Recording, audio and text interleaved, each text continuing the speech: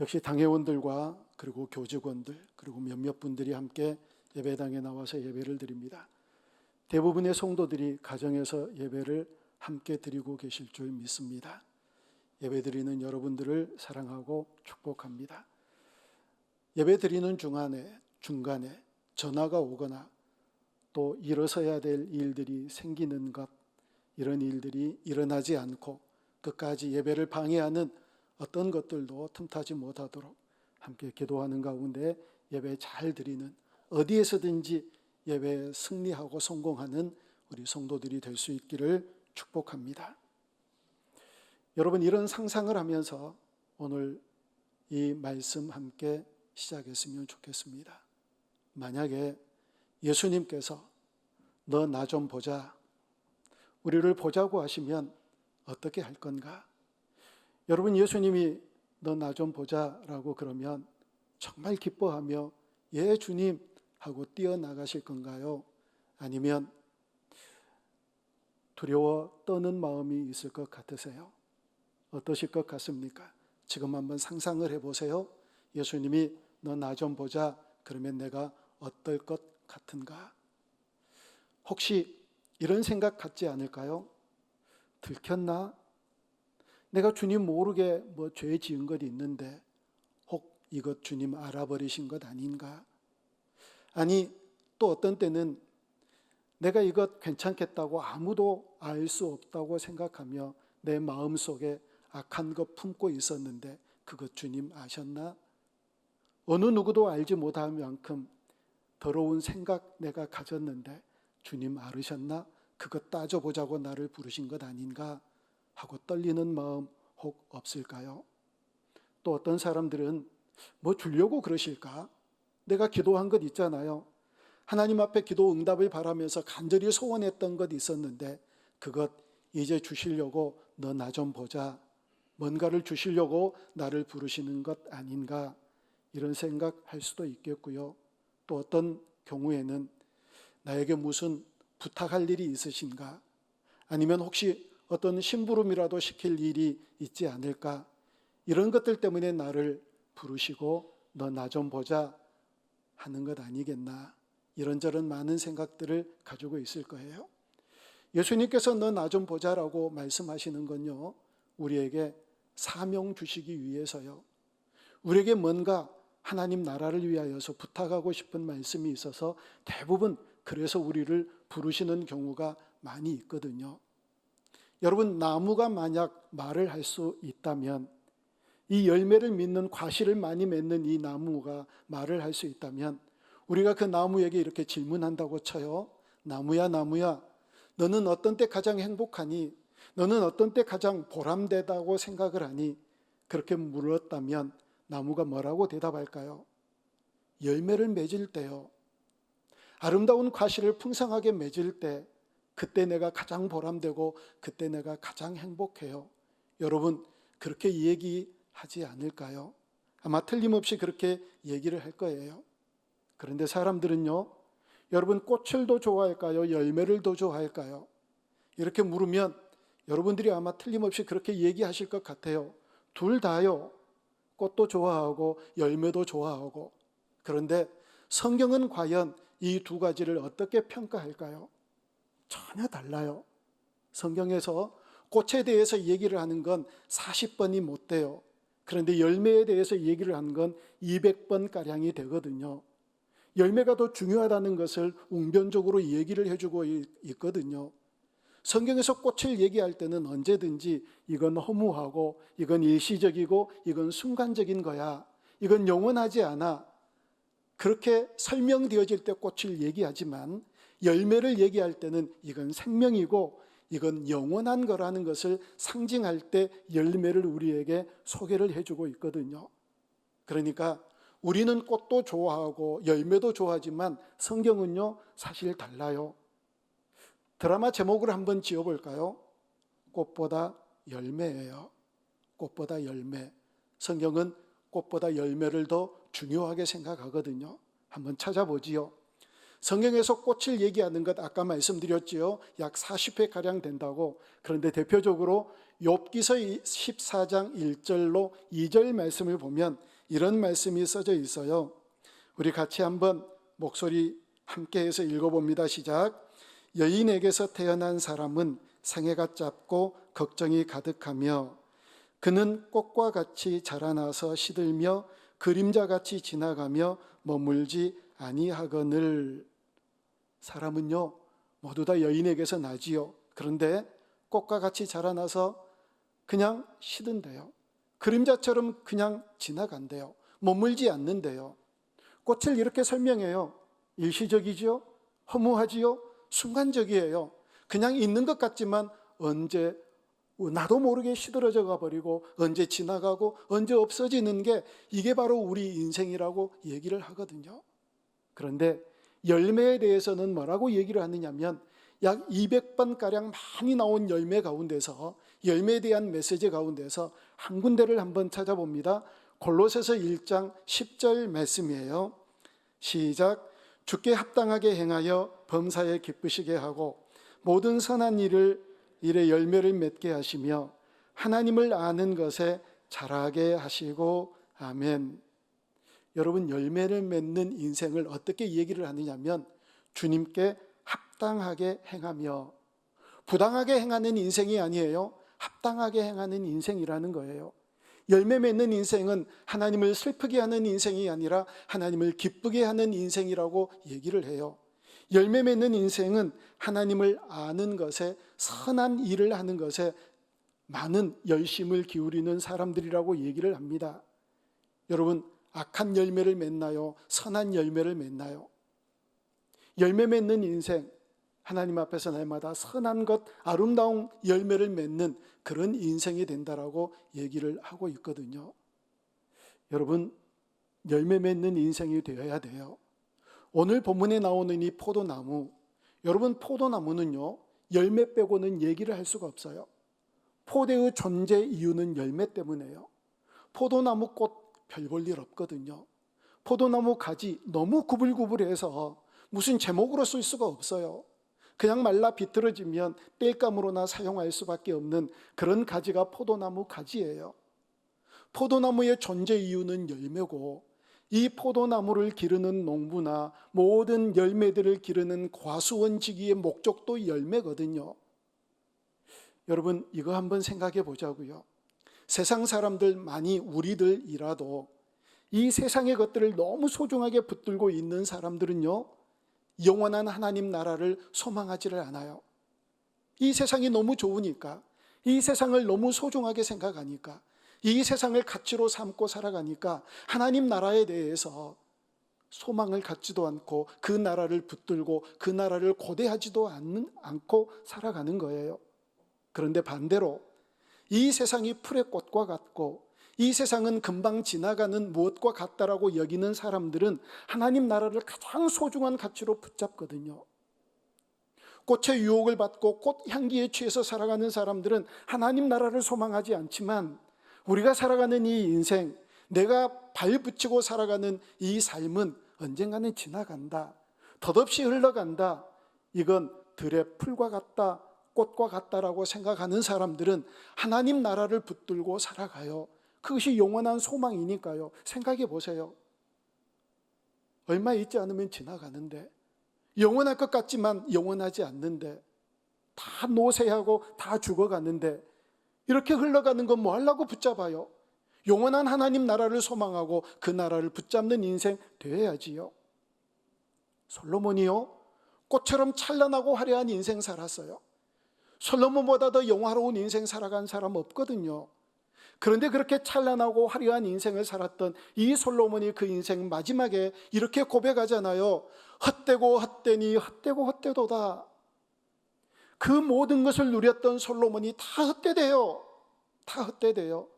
경험해보고 나니까 그게 헛되도다라고 얘기를 했다면, 경험하기 전에 뭐 하려고 그 헛된 인생길을 걸어가느냐고요.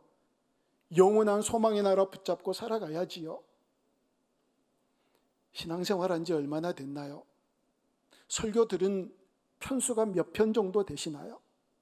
얼마만큼 충성하고 봉사하고 얼마만큼 신앙 안에서 예수님 안에서 산 연륜이 그 기간이 얼마만큼인가요? 그게 중요한 게 아니라 정말 우리는 열매를 맺고 살아가고 있느냐, 이게 정말 중요한 가치거든요. 이 부분에 대해서 오늘 생각해 보자는 거예요. 여러분, 성경은요, 어떻게 해야 우리가 열매 맺는 인생을 살아가야 될 것인가에 대해서 오늘 본문 4절에서 뭐라고 얘기를 하고 있는지 우리 다시 한번 본문 4절을 같이 읽어봅니다. 시작. 내 안에 거하라. 나도 너희 안에 거하리라. 가지가 포도나무에 붙어 있지 아니하면 스스로 열매를 맺을 수 없음 같이 너희도 내 안에 있지 아니하면 그러하리라. 아멘. 가지가 포도나무에 붙어 있지 아니하면 아무런 소용이 없대요. 여러분, 그리스도인들이란 어떤 사람들일까요? 예배 잘 드리고 세례 받고 우리 부모님들이 예수님 잘 믿고 충성하고 헌신하고 봉사했으니 내가 그리스도인 된 건가요? 아니요.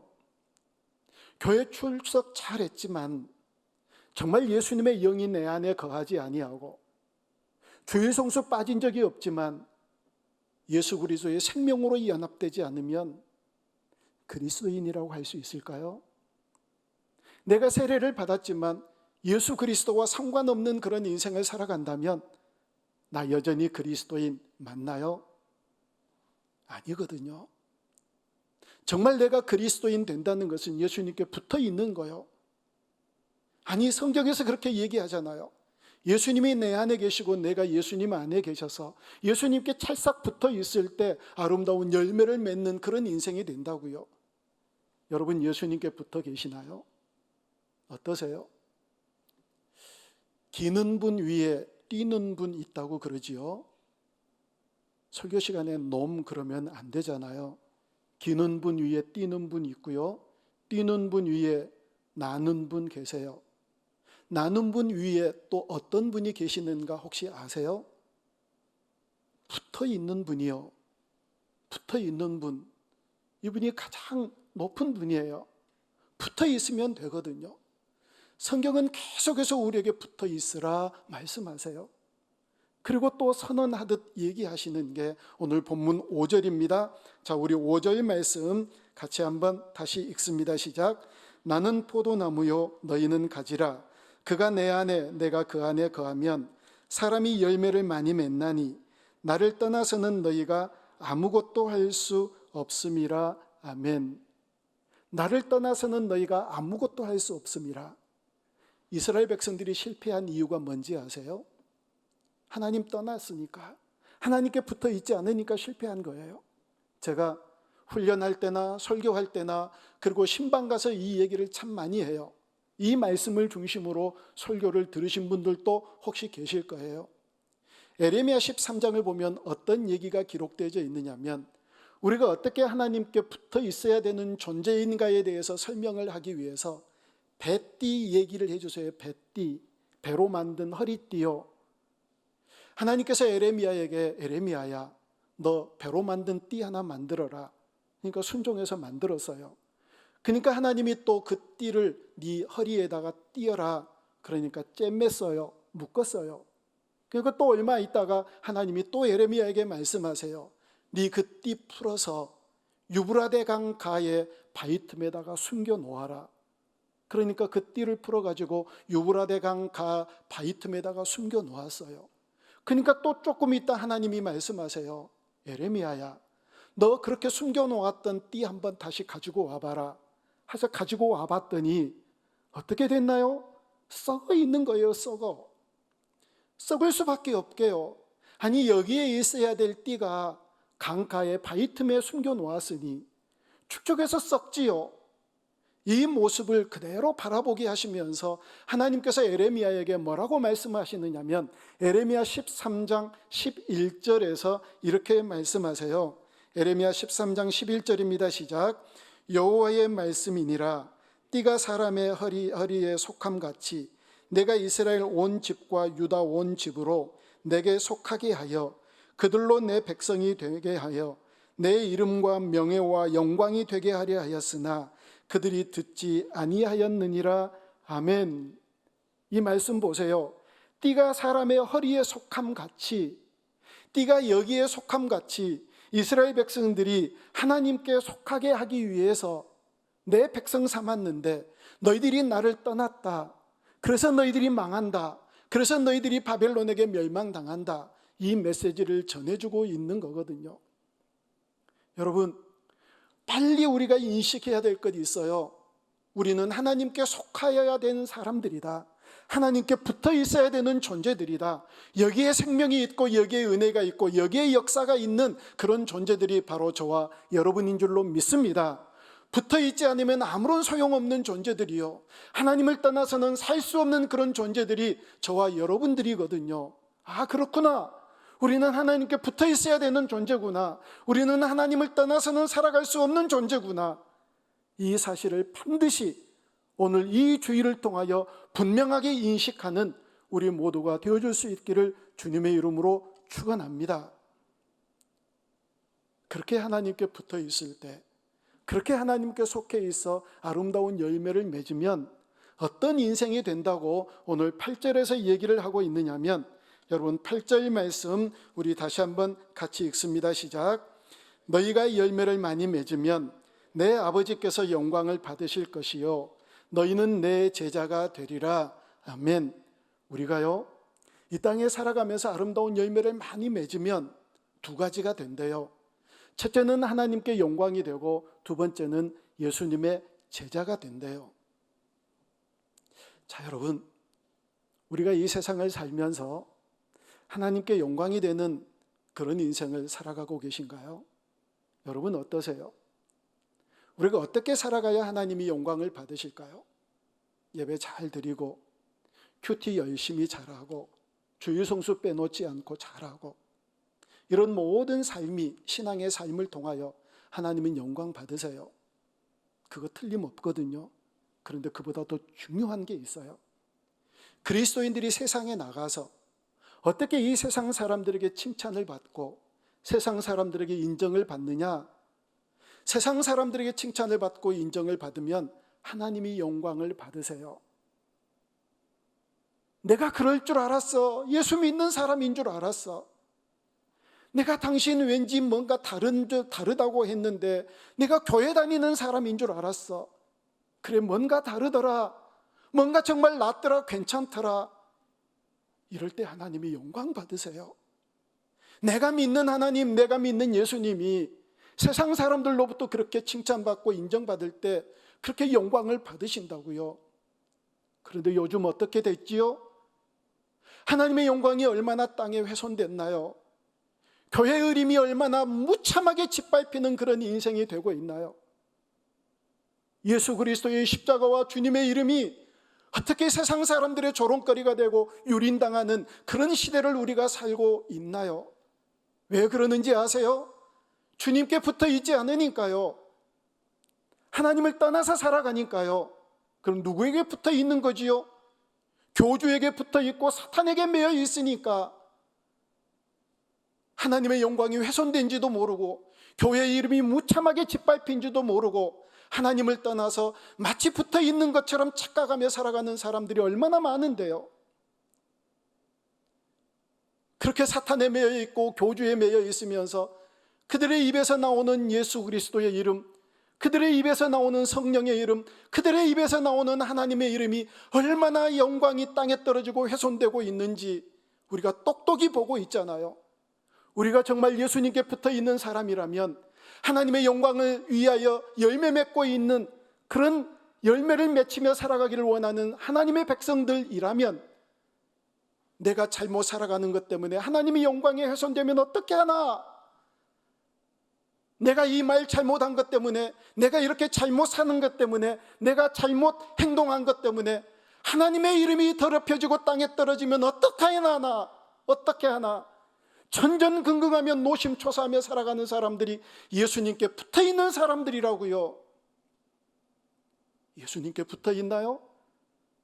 하나님과 함께 살아가나요? 우리의 말 한마디, 우리의 행동 하나하나, 우리의 삶이 하나님의 영광을 도대체 어떻게 하는가? 그래서 예수 믿는 사람들이요, 성질 나지만, 분노가 들끓지만, 화가 나지만, 나 때문에 이 하나님의 영광이 훼손될까 봐, 나 때문에 십자가의 영광이 땅에 떨어질까 봐, 내가 그렇게 하는 것 때문에 예수님의 이름이 욕먹을까 봐 참는 거예요. 끝까지 양보하고 끝까지 참아내고 내 마음대로, 내 성질대로, 내 분노대로 하는 그런 인생 아니라고요. 그런 것 때문에 하나님의 이름이 더럽혀질까 봐요. 십자가의 영광이 땅에 떨어지고 물들까 봐요. 어떻게 하지? 내가 잘못 살아가면 하나님의 이름이 더럽혀지는데, 어떻게 하지? 내가 잘못 행동하면 십자가가 먹칠을 당하는데, 어떻게 하지? 내가 잘못 열매를 맺지 못하고 살아가면 예수 그리스도의 이름이 조롱당하고 폄하되고 많은 사람들에게 시비거리가 되는 그런 삶을 살아가게 되는데 어떻게 하나? 이렇게 살아가는 게 예수님께 붙어있는 삶이 된다고요. 그래서 늘 그리스도인들은 손해보는 인생을 살아야 돼요. 그리스도인들은 어디든지 양보하는 인생을 살아야 돼요. 핍박받으세요. 예수님 믿는 것 때문에. 그게 핍박이에요, 여러분. 공산국가나 예수님을 믿지 못하는 사람들, 그런 나라들에서는 제대로 예배드리지 못하고 제대로 신앙생활하지 못하고, 북한 같은 이런 나라는 이게 핍박이지요.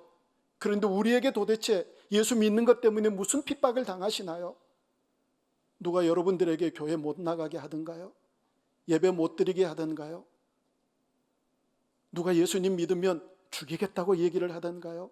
도대체 어떤 핍박을 당하시나요? 우리가 주님 때문에 받는 핍박은 바로 그런 거예요. 예수 믿는 것 때문에 참는 거요. 예수 믿는 것 때문에 양보하는 거요. 예수 믿는 것 때문에 손해보는 거요. 그래야 우리 때문에 영광을 거두시니까요. 뭔지 다르다 했어. 저렇게 양보하고 저렇게 손해보니 바보 아닌가 했더니 예수 믿는 사람이네.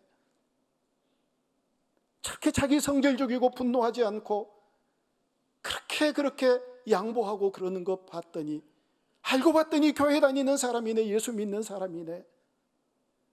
저런 사람들만 있었으면 좋겠어. 저런 사람들만 있었으면 좋겠어. 이래야지. 교회 때문에 힘들어요. 교회 때문에 힘들어요. 예수 믿는 사람들이 제일 문제예요. 이런 얘기들이 바닥에 퍼지는 인생 우리가 지금 살아가고 있잖아요. 우리 하나님이 뭐라고 그러실까요? 우리 주님이 지금 우리 한국, 이 교회의 상황, 이 한국을 바라보면서 얼마나 애통해하실까요? 야, 내 영광을 드러내지 마라. 차라리 그냥 조용히만 좀 있어라. 내 영광은커녕, 내 이름이 존귀하게 되고 십자가의 영광은커녕, 제발 사고나 치지 말아라. 사고나 치지 말아라. 문제나 일으키지 말아라. 문제나 일으키지 말아라. 그렇게 하고 계시지 않을까요? 왜 교회가 문제의 중심에 있고, 왜 교회가 조롱의 한 중심에 서서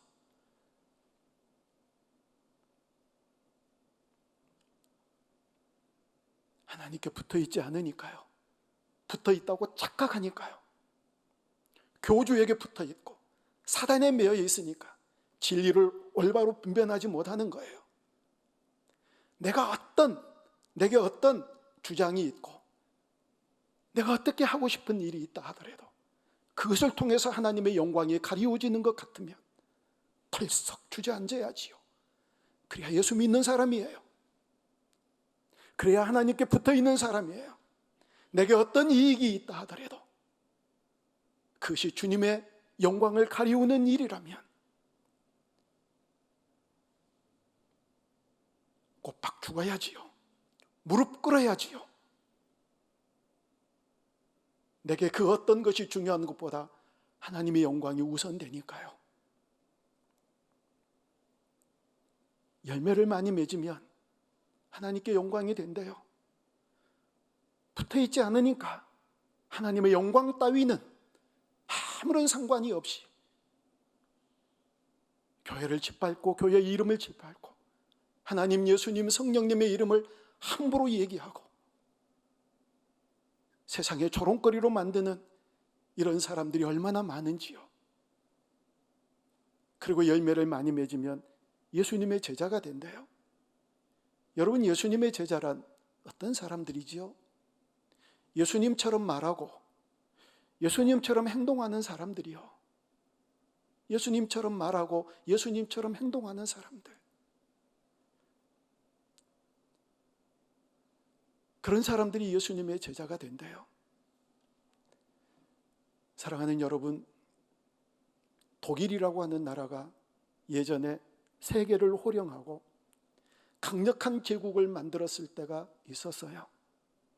그때가 언제였다라고 역사가들이 얘기를 하느냐면 종교개혁자 루터가 종교개혁을 일으킨 다음이요. 그 이후에 독일이 그렇게 강력한 나라가 됐었대요. 이유가 뭔지 아세요? 그들은 철저하게 그리스도께 붙어 있었거든요. 음악을 작곡하고 악기를 연주하고 노래로 성악을 하는 사람들이 만들어낸 모든 음악과 연주와 노래는 하나님을 찬송하는 찬송이 되었고요. 그들의 모든 문학은 성경에 기초했고 그들이 공부했던 과학, 법학, 철학, 이 모든 것들은 하나님을 알아가고 하나님을 탐구하는데 도구로 사용되었던 때가 있었거든요. 바로 그때 독일이 가장 강력한 나라, 세계를 호령하는 나라, 강력한 제국을 이끌었대요. 하나님께 붙어 있을 때, 그리스도가 중심이 되어 있을 때, 그때 바로 가장 강력한 나라, 강력한 교회가 되어질 줄로 믿습니다. 여러분, 그리스도께 붙어 있어야 되거든요. 솔로몬이요, 그 멋진 성전을 건축하고 나서 이렇게 고백을 합니다. 역대하 6장 2절 말씀을 우리 함께 같이 읽어봅니다. 같이 읽습니다. 시작. 내가 주를 위하여 거하실 성전을 건축하였사오니 주께서 영원히 계실 처소로소이다 하고. 아멘. 주를 위하여 성전을 건축하였으니 이 성전이 주께서 영원히 거하실 처소라고 말씀해요. 이 성전 어디가 있지요? 이렇게 솔로몬이 지어놓은 이 성전, 주님께서 영원히 거하실 성전이라고 만들어서 하나님 앞에 올려드렸는데 어디 있나요? 솔로몬 성전. 여러분, 어디 있지요? 없잖아요. 그런데 있어요. 주님께서 영원히 거하실 성전이 예루살렘, 이스라엘에 있는 게 아니라 우리 마음에요. 저와 여러분들의 마음에. 그래서 이 성전, 솔로몬이 그렇게 고백했던 것처럼 영원히 우리 안에 주님이 거하실 초소가 되는 줄로 믿습니다. 이곳에 계시는 것이 아니라 여러분 마음에요. 우리 마음에요. 우리 마음속에 우리 주님이 계시거든요. 그러면 이 사실이 분명하다면 어디에서든지 우리 주님과 붙어있는 인생 살아야지요. 이 사실이 정확한 진리라면, 정말 내가 그렇게 고백한다면 주님이 내 안에 계시고 내가 주님 안에 있어서 주님께서 내 안에 거하시는 성전, 내가 성전이 되어 주님이 내 안에 거하시는 것이 분명하고 그 고백이 분명하다면 우리가 주님께 붙어있는 인생 사는 거예요. 날마다 열매 맺는 그런 인생 살아가는 거지요. 여러분, 우리 스스로에게 질문해 보자고요. 신앙생활을 얼마만큼 해왔고 얼마나 많은 말씀들을 들어왔는지. 그런데 지금 나는 과연 열매를 맺고 살아가는지 어떠세요? 우리에게 정말 중요한 건 열매 맺는 삶이거든요. 이제 훈련 그만 받고 이제 그만 좀 하고 이제 열매 맺어야 될 때잖아요. 하나님께서 우리에게 그렇게 말씀하시면 어떻게 하지요? 내가 너를 기른 지 얼마만큼인데, 내가 너를 언제부터 길렀는데, 언제부터 양육하고 언제부터 걸음을 주고 언제부터 너를 키웠는데 아직까지 열매 하나 없으면 어떻게 하냐? 혹시 기억나시나요? 예수님께서 무화과 잎만 무성한데 열매가 하나도 없는 무화과 나무를 저주하셨다는 얘기요. 무화과 잎이 무성하면 열매를 맺는 때가 아니라도, 태해나 때가 아니라도 작은 열매라도 있어야 된다고요. 무화과 잎이 무성하다는 것은 무화과 때가 아니더라도 작은 열매라도 있어야 되는데 그 열매조차도 없는 그 무화과 나무를 저주시키고 저주하시고 마르게 하신 것은 영락없는 우리를 두고 하신 말씀이라고요. 예배를 드리는 잎사귀 무성한 것, 신앙생활하는 연륜이 무성한 것, 주일 성수, 11조, 큐티, 새벽기도 예배드리는 이 잎사귀는 무성한데 열매 하나도 없으면 우리 주님께서 저주하세요. 말라버린다고요. 땔감으로 사용될 수밖에 없는 그런 비참한 인생이 된다고요. 열매 맺어야지요. 이제 열매 맺어야 될 때 아닌가요? 이 정도 살았으면, 이 정도 하나님 앞에 양육 받았으면, 이 정도 길러주셨으면 이제 열매 맺어야지요. 어디에 있든지 어떤 상황 속에서도 하나님께 영광을 올려드리고 예수님의 진정한 제자가 되는, 그래서 세상 사람들이 우리를 바라보면서 저 사람 보니까 예수님이 보이네, 저 사람 보니까 꼭 예수님 보는 것 같아, 이래야지. 저 예수 믿는 사람이래, 나 저것들 보니까 예수 안 믿을 거야, 나 예수 믿었다가 저것들 같이 될까 봐 나 예수 안 믿을 거야. 그러면 안 되잖아요. 그러면 안 되잖아요. 우리 때문에 예수 믿고 싶고 우리를 바라보면서 예수님을 발견하는 그런 인생이 바로 열매 맺는 인생이거든요. 우리 더원누리교회 온 성도들이, 아니 우리 한국교회 온 성도들이 내가 저 사람 때문에 저 사람 바라보면서 예수 믿고 싶어, 이렇게 얘기할 수 있는, 그렇게 영향력을 끼치는 아름다운 열매를 많이 맺어 하나님 앞에 올려드리는 복된 성도들이 다 되어줄 수 있기를 주님의 이름으로 축복합니다. 기도합니다.